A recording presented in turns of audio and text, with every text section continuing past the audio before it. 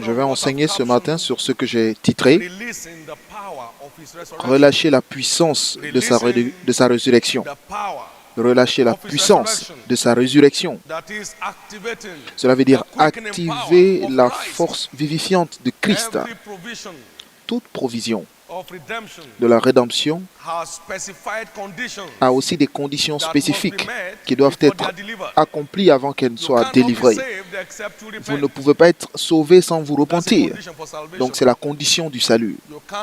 Vous ne pouvez pas être sauvé sans se repentir. Vous ne pouvez pas être béni matériellement si vous ne comprenez pas et que vous ne vous engagez dans les conditions du donner. Vous ne pouvez pas être guéri sans la foi. Donc la foi est une condition majeure pour attirer la vertu de guérison, la force de guérison. Vous ne pouvez pas être baptisé dans le Saint-Esprit sans demander. Et combien plus forte raison, votre Père Céleste vous donnera le Saint-Esprit à ceux qui demandent. Et donc, il y a une autre puissance qui est aussi appelée la puissance de la résurrection, ou la puissance de la résurrection, la puissance vivifiante de Christ. Et c'est ce que nous allons examiner ce matin. Donc, qu'est-ce qu'il faut pour se connecter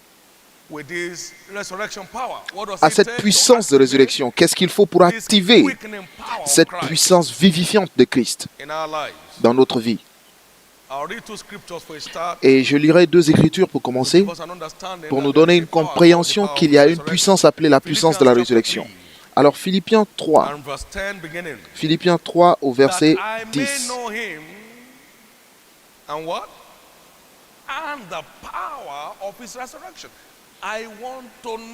Je veux te connaître afin de connaître Christ et la puissance de sa résurrection. Je veux le connaître, avoir une rencontre avec sa puissance de résurrection et la communion de ses souffrances en devenant conforme à lui dans sa mort pour parvenir, si je puis, à la résurrection d'entre les morts. Ce n'est pas que j'ai déjà remporté le prix ou que j'ai déjà atteint la perfection, mais je cours pour tâcher de le saisir, puisque moi aussi j'ai été saisi par Jésus-Christ. Frère, je ne pense pas l'avoir saisi, mais je fais une chose, oubliant ce qui est en arrière et me portant vers ce qui est en avant.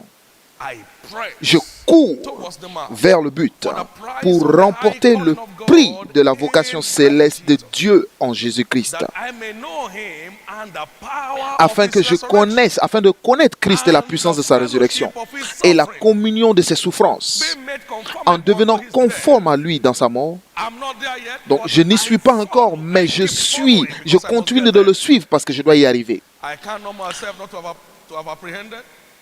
Pour parvenir, si je puis, à la résurrection d'entre morts. Mais une seule chose que je n'arrêterai jamais de faire, je continuerai de courir. Cette puissance n'est pas une chose que vous confessez. Ce n'est pas une chose que vous demandez, mais c'est une chose que vous payez. Dites payer. Maintenant, je viens et je pense que vous allez comprendre tout ce que Dieu vous dit aujourd'hui, parce que ce jour marque le début d'un nouveau jour pour beaucoup d'entre nous ici. Quiconque comprend ce que le Saint-Esprit dit aujourd'hui, c'est finalement échappé. Donc cela veut dire qu'aujourd'hui est votre jour d'échappatoire. Vous vous échappez finalement. Après ce jour, vous ne connaîtrez plus jamais le sens de la frustration dans votre vie. Donc pour rencontrer la puissance de sa résurrection, veut dire se libérer de tous les pièges de la frustration. Et c'est pourquoi je crois que lorsque vous comprenez ce qu'il faut, et que vous êtes prêt à payer ce qu'il faut, alors vous échappez finalement. Éphésiens 1 et au verset 17. Qu'est-ce qui est unique sur cette puissance de résurrection? Paul priait pour l'église d'Éphèse. Et il a dit, afin que le Dieu de notre Seigneur Jésus-Christ, le Père de gloire, vous donne un esprit de sagesse et de révélation dans sa connaissance, et qu'il illumine les yeux de votre cœur, pour que vous sachiez quelle est l'espérance qui s'attache à son appel, quelle est la richesse de la gloire de son héritage qu'il réserve aux saints, et quelle est envers nous qui croyons l'infinie grandeur de sa puissance. Dites l'infinie grandeur, se manifestant avec efficacité par la vertu de sa force. Maintenant, il commence à définir la puissance de résurrection maintenant. Une puissance infinie, une grandeur infinie. Et au verset 20, il l'a déployé en Christ en le ressuscitant des morts et en le faisant asseoir à sa droite dans les lieux célestes, afin qu'il illumine les yeux de votre cœur pour que vous sachiez quelle est l'espérance qui s'attache à son appel et quelle est la richesse de la gloire de son héritage qui réserve aux saints. Et parmi ces héritages, il y a aussi la grandeur infinie de sa puissance pour nous qui croyons. Selon l'efficacité de sa vertu, par la vertu de sa force, il l'a déployé en Christ en le ressuscitant des morts et en le faisant asseoir à sa droite dans les lieux célestes. Donc la puissance de sa résurrection est définie comme l'infinie grandeur de la puissance. Elle est définie comme la puissance, la grande puissance. Et il a dit que vous avez besoin que les yeux de votre cœur soient illuminés pour que vous sachiez ce qu'il faut pour marcher dans cet héritage de grandeur infinie. Vous devez comprendre les conditions à respecter pour accéder à la réalité de cette puissance de résurrection. Vous devez arriver à comprendre ce qu'il faut, sinon vous ne réussirez jamais à le saisir. Donc, il faut une compréhension pour marcher dans sa puissance de résurrection. Donc, vous devez comprendre ce que vous devez faire afin que cette puissance soit relâchée dans votre vie. Ils ont demandé à Pierre au jour de la Pentecôte, et les frères, que ferons-nous? Donc c'est un message fantastique, mais qu'est-ce qu'il faut pour y accéder? Et il a dit, repentez-vous, soyez baptisés et vous recevrez le don du Saint-Esprit. Donc il y a toujours des choses à faire pour vous connecter à ce qui a été pourvu. Donc que dois-je faire pour me connecter avec ce que Dieu a déjà pourvu pour moi en Christ, parmi lesquels se trouve la puissance de résurrection? Alors, comment accéder, comment me connecter et comment expérimenter le relâchement de cette puissance dans ma vie? Et c'est ce que nous voyons. Il y avait une histoire au sujet de John G. Lake en Afrique du Sud. Il y avait une épidémie dans le pays. Et tous ceux qui étaient affligés par cette épidémie, ils écumaient, ils avaient de la mauve, de la bave de la bouche. Et dès que vous touchez cette bave, par tous les mots, quel que soit le moyen par lequel vous la touchez, vous êtes contaminé par cette maladie. Et cette épidémie était mortelle. Dites mortel. Mais l'homme appelé John G. Lake, il avait un puissant ministère de guérison en Afrique du Sud. Et par la compassion qu'il éprouvait, il allait voir ces malades et il utilisait sa main pour nettoyer cette bave et il priait pour eux. Et ils étaient surpris que John G. Lake n'était pas affligé, n'était pas contaminé par cette maladie. Et donc, ils ont mis la bave qu'il avait dans sa main, on l'a mis au microscope, et ils ont compris que tous les germes, tous les microbes étaient morts dans sa main. Ce ne sont pas tous les êtres humains que vous voyez dans la rue qui ont un corps mortel. Et je veux que vous entendiez bien ce que je dis. Tous ceux qui touchaient à cette mort mouraient pour l'avoir touché. Mais voici un homme qui touchait cette bave tous les jours. Mais ce qui contaminait les autres ne pouvait pas le contaminer. Et je veux que vous compreniez qu'il y a un mystère dans la vie. La raison pour laquelle on nous vole, c'est parce que nous attendons que les choses prennent forme, ou alors que les choses prennent forme lorsque nous serons au ciel. Mais j'ai entendu Jésus dire que le royaume des cieux est en vous. Donc tout ce que le ciel détient a été aussi déposé en vous par la rédemption. Donc c'est savoir ce qu'il faut faire avec ce dépôt qui détermine quelle sera la célestiété de votre vie sur la terre. Est-ce que quelqu'un comprend l'histoire? Je dis, à cause de la rédemption, le ciel a été déposé en vous. Luc 17. Cessez de regarder ça et là, car le royaume des cieux se trouve en vous. Le ciel est déposé en vous.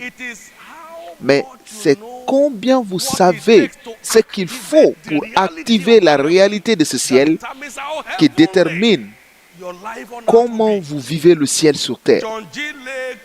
John G. Lake, comme on le sait, n'avait plus un corps biologique, mais il avait un autre corps, avec une forme humaine, mais pas un contenu humain. Je ne sais pas si vous comprenez ce que je veux dire. Donc, ce qui détruisait les autres ne pouvait pas l'atteindre. Il y a un domaine dans lequel vous vivez. Lorsque l'épidémie qui détruit l'humanité ne peut pas détruire votre corps, parce que votre corps a été transporté. Très important. La parole de Dieu dit que tout ce qui est né de Dieu ne pêche pas, parce que la semence de Dieu est en lui. Dites la semence de Dieu.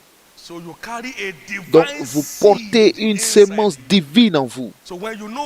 Donc, lorsque vous savez ce qu'il faut en faire, alors le ciel devient une réalité naturelle. Dites une réalité naturelle. Jésus a été ressuscité des morts et il est venu les voir et il dit, est-ce que vous avez de la nourriture? Donc, la vie ressuscitée a la capacité de vivre aussi sous la terre. Il marchait parmi eux pendant 40 jours. Il se montrait avec beaucoup de preuves. Après ce culte aujourd'hui, votre vie sera remplie de preuves. Beaucoup comprendront la réalité du ciel en regardant votre vie. Votre vie exposera le ciel en termes pratiques.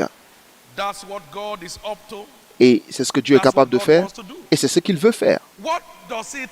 Et qu'est-ce qu'il faut pour se connecter à cette grande puissance infinie? Qu'est-ce qu'il faut pour rencontrer cette grande puissance? La puissance qui a été mise en œuvre lorsqu'il a ressuscité Jésus des morts. Alors, lisez avec moi 1 Corinthiens 15. 1 Corinthiens 15. Et nous commençons à partir du verset 35. Et Luc 17, 21. Le royaume des cieux se trouve en vous. Le ciel peut devenir une réalité lorsque vous vous connectez à la puissance qui fait la réalité. Et la puissance de réalité est ce qui rend le ciel une réalité dans cette terre, sous cette terre. Et donc, c'est la fin de tout ce qui frustre, de tout ce qui détruit, de tout ce qui tourmente dans votre vie.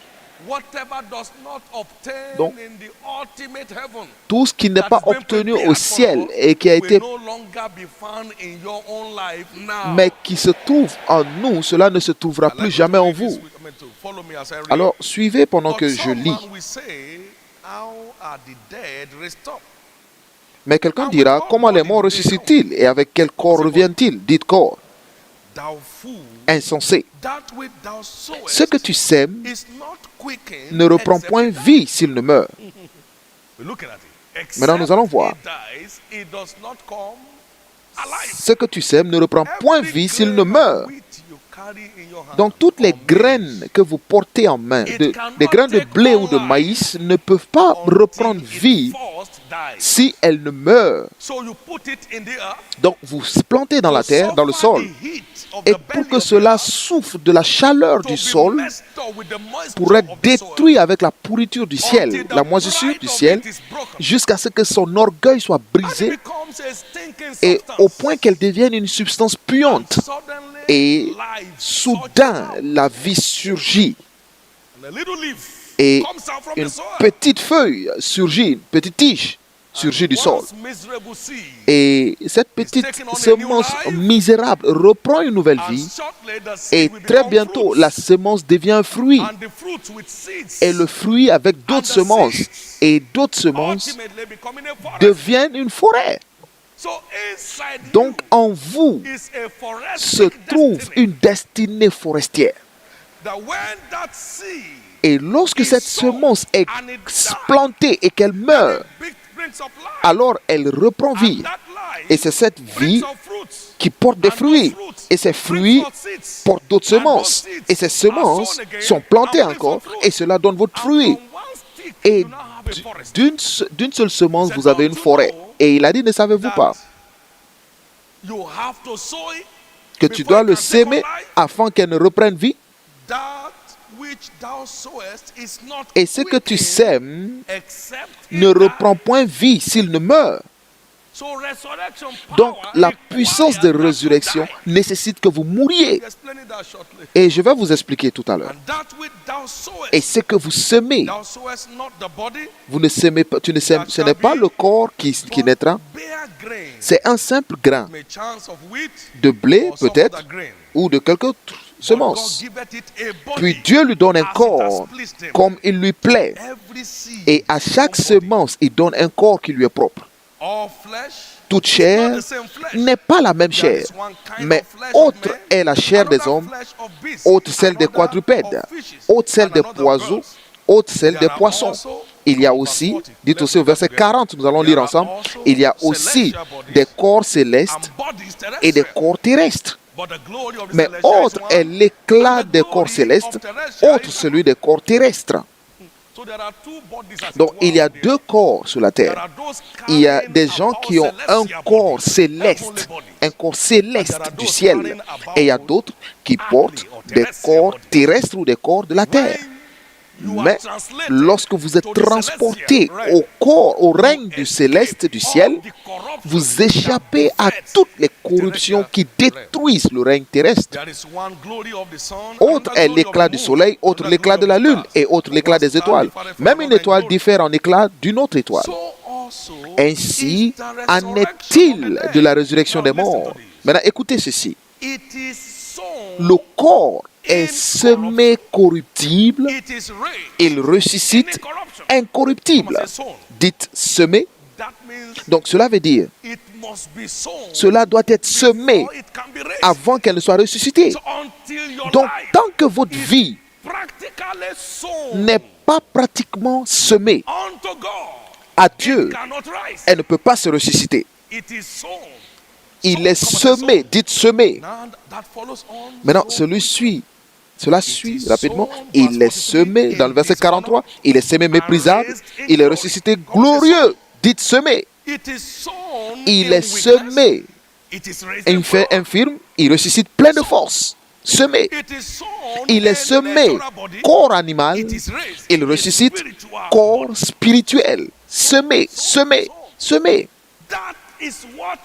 Et c'est ce que vous devez faire pour vous connecter à la puissance de sa résurrection. Semer.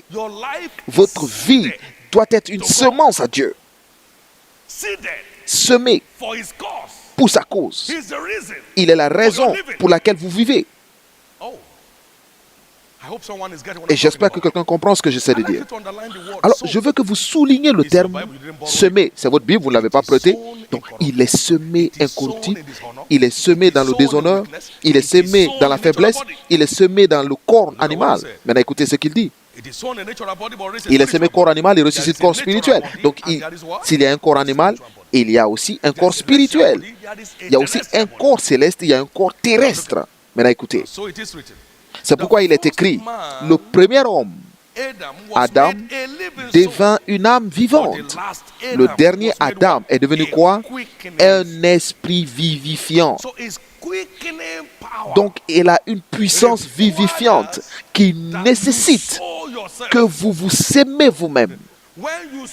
Et lorsque vous vous aimez comme une sémence à Dieu et à son but sur la terre, vous devenez, vous vous êtes habilité à la force vivifiante de Christ. Donc, cela veut dire que vous activez cet héritage en semant votre vie comme une semence à Dieu. Et c'est très important. La puissance de sa résurrection exige un dévouement pratique. Un dévouement pratique. Et c'est le prix à payer pour vous connecter à la puissance de sa résurrection. Ce n'est pas l'intercession, ce ne sont pas les supplications. Ce ne sont pas les louanges. Mais c'est un dévouement total. Lorsque vous êtes complètement dévoué à Dieu, vous vous donnez entièrement à Dieu. Vous provoquez le relâchement de sa puissance de résurrection. Alors, le corps corruptible devient incorruptible et le mortel devient immortel. Et c'est l'essence de sa résurrection, sa puissance de résurrection. C'est de vous transporter de la mortalité à l'immortalité, de l'humanité à la divinité, de la corruption à l'incorruption. C'est tout. Mais vous l'entendez dire encore et encore, il est sémé corruptible, il est ressuscité incorruptible. Il est semé méprisable, il est ressuscité glorieux. Il est semé infirme et il ressuscite plein de force. Il est semé corps animal, il ressuscite corps spirituel. Donc, le corps n'est pas vivifié sans mourir. Maintenant, écoutez Jésus parlant ici, en termes très clairs. Dans Jean 12, verset 24. À partir du verset 23, Jésus leur répondit, « L'heure est venue où le Fils de l'homme doit être glorifié. » Jean 12, 23 à 26. Et Jésus leur répondit, « L'heure est venue où le Fils de l'homme doit être glorifié. En vérité, je vous le dis, si le grain de blé qui est tombé en terre ne meurt, il reste seul. Mais s'il meurt, il porte beaucoup de fruits. » Maintenant, qu'est-ce que cela veut dire dans le verset 25? Celui qui aime sa vie fera quoi? La perdra. Et celui qui hait sa vie dans ce monde la conservera pour la vie éternelle. Si quelqu'un me sert et qu'il veuille voir ma gloire sur la terre, qu'il suive cette procédure. Et là où je suis, là aussi sera mon serviteur. Et si quelqu'un me sert comme ça, le Père l'honorera. Donc, cela veut dire que vous ne pouvez pas vous connecter à la puissance de sa résurrection si vous n'êtes pas prêt à mourir comme une graine. Donc, cela veut dire haïr votre vie à cause de votre amour pour lui. Et donc, cela veut dire que ce qui l'intéresse est plus important pour vous que ce qui vous intéresse. Il a la prééminence et la priorité dans votre vie et dans toutes les affaires de votre vie. Je veux que vous compreniez qu'il y a un prix à payer pour expérimenter la puissance de sa résurrection. Il a un prix à payer. Et comment Jésus y est arrivé? Dans Jean 10, versets 17 à 18. Le Père m'aime parce que je donne ma vie afin de la reprendre. Jean 10, 17 et 18. Personne ne me l'ôte, mais je la donne de moi-même. J'ai le pouvoir de la donner et j'ai le pouvoir de la reprendre. Tel est l'ordre que j'ai reçu de mon Père. J'ai le pouvoir de la donner. Donc, c'est votre accès garanti à la puissance pour la reprendre. Donc, la puissance de la résurrection exige que vous donniez votre vie afin que cette puissance coule librement dans votre vie. Donc, c'est le fait de donner votre volonté contre sa volonté. Jésus a prié et sa sueur était comme des gouttes de sang. Père, épargne-moi de cette coupe. Mais il a dit, mais pas ma volonté, mais que ta volonté soit faite. Donc, c'est une soumission totale à la volonté de Dieu et sans tenir compte de votre propre volonté, c'est la mort. Écoutez l'homme appelé Paul et vous voyez cette puissance de résurrection qui était à l'œuvre dans sa vie. C'était tellement réel. C'était tellement réel. Ils l'ont lapidé et ils l'ont fait sortir de la ville en le tirant sur le sol. Et ils se sont réunis pour planifier son enterrement. Et lorsque le lion s'est secoué, et peut-être qu'ils avaient fui, il s'est levé. Donc, pour prendre quelqu'un de la ville, ils l'ont tué, on l'a laissé pour mort. Et pour que quiconque le souhaite vienne t'enterrer. Et que la chose en lui le ressuscite. Et cette chose entrera en vous aujourd'hui. La chose en lui s'est ressuscitée et est revenue à la vie. Galates 2. Nous allons étudier un peu cet homme Paul. Nous commençons dans 1 Corinthiens 15 et nous allons avancer de là. 1 Corinthiens 15 au verset 30 et 31. Et nous, pourquoi sommes-nous à toute heure en péril? Chaque jour, je suis exposé à la mort. Est-ce dans votre Bible? Je l'atteste, frère, pour la gloire dont vous êtes pour moi le sujet, en Jésus-Christ notre Seigneur. Je suis exposé à la mort chaque jour. 1 Corinthiens 15, verset 30 et 31. Verset 31, il dit, chaque jour je suis exposé à la mort. Dites, je suis exposé à la mort. C'était Paul. Il a dit, Seigneur, je veux marcher dans la réalité de la puissance de la résurrection. Je veux opérer dans les cieux, sur la terre. Et Paul disait qu'il mourait chaque jour. Je suis exposé à la mort chaque jour. Maintenant, Galates 2 et le verset 17. Mais tandis que nous cherchons à être justifiés par Christ, et si nous étions aussi nous-mêmes trouvés pécheurs, Christ serait-il un ministre du péché? Loin de là. Car si je rebâtis les choses que j'ai détruites, je me constitue moi-même un transgresseur. Car c'est par la loi que je suis mort à la loi, afin de vivre pour Dieu. Maintenant, verset 20. J'ai été quoi? J'ai été crucifié avec Christ. Dites crucifié. Crucifixion.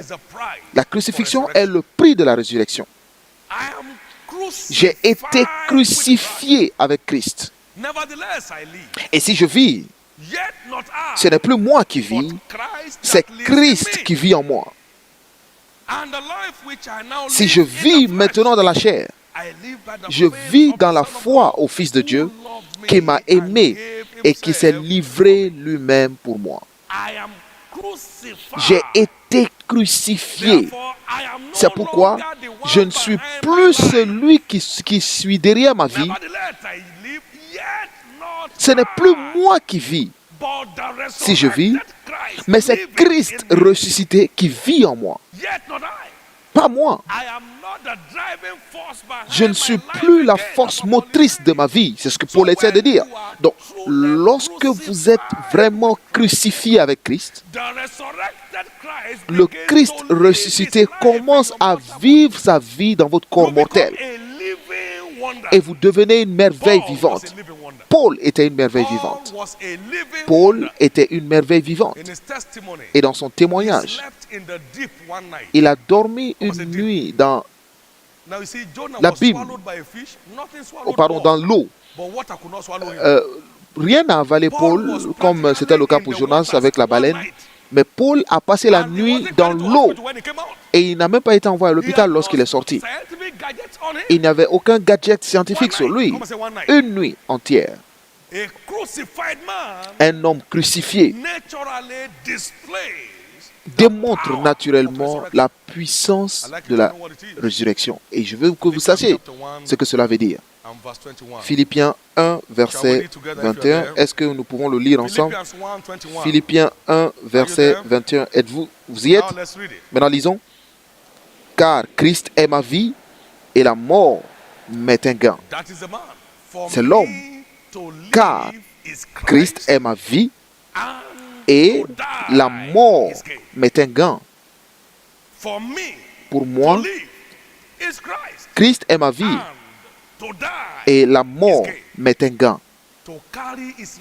Donc, pour porter cette puissance de résurrection, c'est là où vous devez commencer. Vous vous tenez à la place de la mort pour la vérité, pour que la vie de Dieu puisse librement couler en vous. C'est ce qu'il faut. Donc, pour que cette génération réussisse à porter la puissance de la résurrection, nous devons être prêts à payer le prix qui fait faire les choses. Très important. Car pour moi, Christ est ma vie et la mort m'est un gain. Acte 15 et au verset 24. To send chosen men unto you with our beloved Barnabas and Paul. Verse 26 together. Are you there? Verset 26. Let's read Acts chapter 15, verse 26. Acte 15, verset 26. Ces hommes qui ont exposé leur vie pour le nom de notre Seigneur Jésus-Christ. Ils ont exposé leur vie. Donc leur vie n'avait aucun sens pour eux à cause du nom de Jésus-Christ. Et au verset 20, le chapitre 20 au verset 4. Pardon, chapitre 20, verset 24. Mais je n'ai fait pour moi-même aucun cas de ma vie comme si elle m'était précieuse, pourvu que j'accomplisse ma course avec joie et le ministère que j'ai reçu du Seigneur Jésus, d'annoncer la bonne nouvelle de la grâce de Dieu. Mais je ne fais pour moi aucun cas de ma vie. C'est ce qu'il faut. C'est ce qu'il faut pour couler dans cette puissance de résurrection. Mais je ne fais pour moi-même aucun cas de ma vie, comme si elle m'était précieuse. Jésus l'a donnée avant de pouvoir la reprendre. Donc, tant que je ne donne pas ma vie, je ne peux pas recevoir cette puissance. La puissance de la reprendre commence par la puissance de la donner. Donc, lorsque vous la donnez réellement, elle devient votre élan pour la reprendre. Et c'est pourquoi je vais vous enseigner sur la puissance de donner, la puissance de la donner, et j'ai aussi la puissance de reprendre. Cette femme a versé de l'huile sur le pied de Christ et c'était pour sa mort. C'était pour sa mort. Et elle a fait face à la mort avec le sourire. Il a fait face à la mort avec le sourire. Et lorsque vous faites la volonté de lorsque faire la volonté de Dieu devient votre mode de vie, alors la mort a été rachetée. Maintenant, la puissance de la résurrection commence à couler. Ils se moqueront de vous avant qu'ils ne vous fassent. Il faut que vous mouriez d'abord. Ce sera détruit comme c'était le cas, avant que cela ne soit réparé. Très important. Très important. La crucifixion est le prix de la résurrection. Donc, tant que vous ne vous soumettez pas pour être crucifié avec Christ, vous ne pouvez pas ressusciter avec lui. La puissance de résurrection répond à votre crucifixion. Je suis crucifié avec Christ. Si je vis, ce n'est plus moi qui vis, mais c'est Christ qui vit en moi. Alors, vous vous souvenez ce qu'on a dit de Paul? On a dit que les dieux sont venus dans l'apparence des hommes. Acte 14, 11. Les dieux sont venus dans l'apparence des humaines, vivent dans le céleste, marcher sur la terre. Et cela sera votre portion à partir d'aujourd'hui. Est-ce que je peux vous entendre crier très fort Amen? Je veux vous entendre crier très fort Amen. Je veux vous entendre crier très fort Amen. When this power is at work in you, Lorsque cette puissance est à l'œuvre en you vous, become unmolestable. vous devenez You become immolestable. irresistible. Vous devenez You irrésistible. become a living wonder. Vous devenez une merveille vivante. What buffets others, Ce what qui détruit afflicts les autres, others ce qui can reach you afflige et contamine les because autres ne of peut the pas things vous toucher flowing inside you. à cause des choses qui sont en vous. That becomes your portion from Cela today. devient votre portion à partir d'aujourd'hui. Can I hear you shouting? Est-ce que vous Amen? pouvez dire très fort Amen?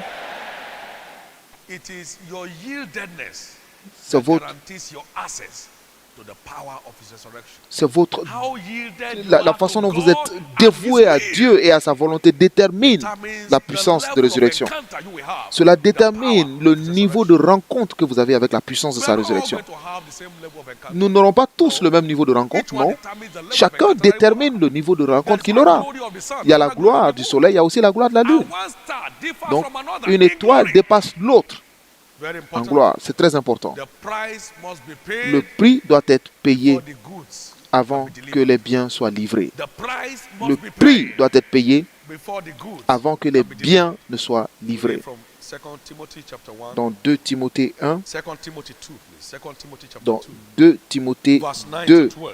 au verset 9 à Wherein I 12, suffer trouble as an evildoer, pour lequel je souffre jusqu'à être lié comme un but the malfaiteur, word of God is mais la not parole bound. de Dieu n'est pas liée.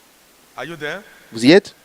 Therefore, C'est pourquoi I what? je fais quoi? Je Endure supporte all tout things for the elect's sake, à cause des élus, that they may also afin obtain qu'eux salvation aussi which is in obtiennent le Christ salut Jesus qui est en with Jésus-Christ eternal glory. avec la gloire éternelle. It's a faithful saying, for if Cette we parole be est certaine, dead car with si him, nous sommes what morts happens? avec lui, qu'est-ce qui se We passe? shall also Nous vivrons live with him. aussi avec lui. Verse 12. Verset 12, If we suffer, si nous we persévérons, shall also nous reign with him. régnerons aussi avec But lui. if we deny him, Si nous le régnons, he also lui will deny us. aussi nous régnera. So to live with Donc, him, vivre avec lui, you must be ready to die. pour with vivre him. avec lui, vous devez être prêt à mourir avec lui. To reign with him, Pour ressusciter you avec must be lui, willing vous devez to être prêt suffer à with him. souffrir avec lui. And I define suffering Et as je I was définis sharing la with the souffrance staff comme on je le Friday. disais avec l'équipe le It's vendredi. not suffering in terms of Ce n'est pas headache, souffrir en stomachache, termes de maux de tête, maux de ventre, et problèmes, des attaques et tout ça. Mais enduring c'est the demands endurer of the les truth exigences de la as vérité it relates to your desires pour ce in qui Christ. concerne vos désirs en Christ. You have an inheritance Vous avez un héritage en lui and he's told you what you must do. et il vous a dit ce qu'il faut faire. Vous endurez avec persévérance les exigences de cette vérité jusqu'à ce que cet héritage vous soit livré. Donc, cela veut simplement dire l'endurance. Dites l'endurance. Vous tenir ferme sous les conditions jusqu'à ce que la promesse soit délivrée. Je souffre de troubles, mais j'endure tout. Jésus qui, pour la gloire qui était établie devant lui, a enduré la croix. Alors, la souffrance veut dire l'endurance. Ça veut dire quoi? Hébreux 12, verset 2. Endurer la croix en méprisant la honte. Et il est maintenant assis à la droite de majesté. Il a enduré à cause de ce qu'il a vu venir. Et laissez-moi vous dire ceci, peuple de Dieu, tenir ferme dans l'accomplissement des exigences des Écritures est ce qui provoque le relâchement de la puissance de résurrection. Si vous le voulez, alors vous devez endurer les exigences des Écritures comme un mode de vie jusqu'à ce que cette puissance commence à couler. Trop d'attendre longtemps. Levez-vous et soyez prêts à payer le prix. Et la puissance sera vôtre, sans qu'aucune force vous en empêche. C'est le temps de décider. C'est le temps de décider pour la cause de Christ aujourd'hui. Et vous verrez opérer avec cette puissance dans votre vie. Vous avez suffisamment souffert. C'est le temps de retourner. C'est le temps de retourner.